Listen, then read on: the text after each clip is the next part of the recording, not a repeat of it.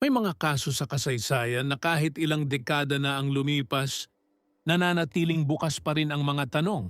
Mga pangyayaring may records, may ulat, may investigasyon, pero kulang pa rin para mabuo ang buong katotohanan. At isa sa mga kasong iyon ay ang pagkawala ng isang sikat na piloto noong 1937, si Amelia Earhart.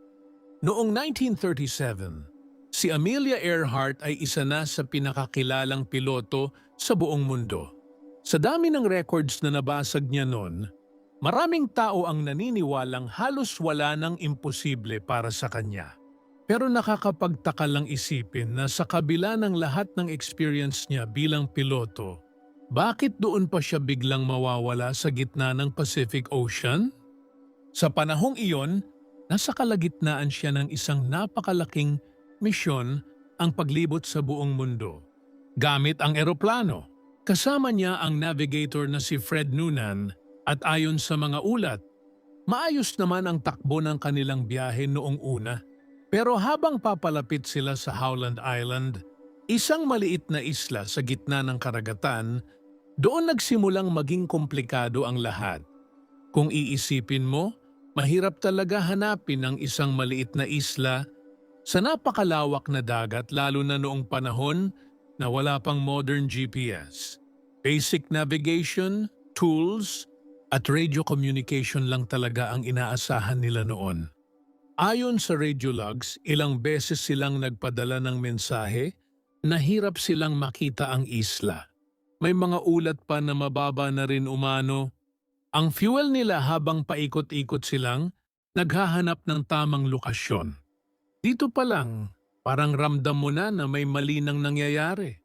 Dahil sa lawak ng Pacific Ocean, sapat na ang maliit na navigation error para tuluyan kang mapunta sa maling direksyon. At iyon ang isa sa mga pinaniniwalaang dahilan kung bakit hindi na sila nakita pa. Pagkatapos ng ilang transmission, bigla na lang nawala ang signal ng eroplano. At ang mas nakakapagtaka, wala nang sumunod na malinaw na communication pagkatapos noon. Agad namang nagsagawa ng malawakang search operation ang gobyerno ng Amerika. Ayon sa mga ulat, isa iyon sa pinakamalaking search missions noong panahong iyon. Mga barko, eroplano at search teams ang ipinadala upang hanapin sila sa malawak na bahagi ng Pacific Ocean. Pero sa kabila ng laki ng operasyon, walang malinaw na wreckage ang natagpuan. Walang confirmed crash site. Walang solid na ebidensya kung saan talaga nagtapos ang kanilang flight. Iyon talaga ang dahilan kung bakit hanggang ngayon, buhay pa rin ang misteryo ng pagkawala niya. Dahil kung may nakita sanang malinaw na ebidensya noon, malamang matagal nang sarado ang kasong ito. Pero hindi iyon ang nangyari. Dahil dito, nagsimulang lumabas ang iba't ibang teorya. May nagsasabing maaring naubusan sila ng fuel habang hinahanap ang isla at tuluyang bumagsak sa dagat. At sa sobrang lawak ng Pacific Ocean, posible na hindi na talaga makita ang wreckage kahit pa ilang dekada na ang lumipas. Sa totoo lang, posible naman talaga iyon. Pero may iba namang naniniwala na baka hindi sila agad bumagsak sa dagat.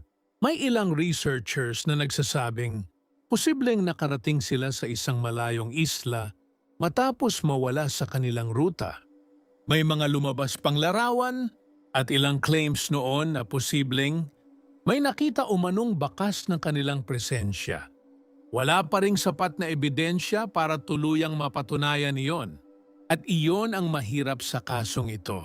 Habang tumatagal, mas maraming theories ang lumalabas pero walang kahit isa na may kumpletong sagot.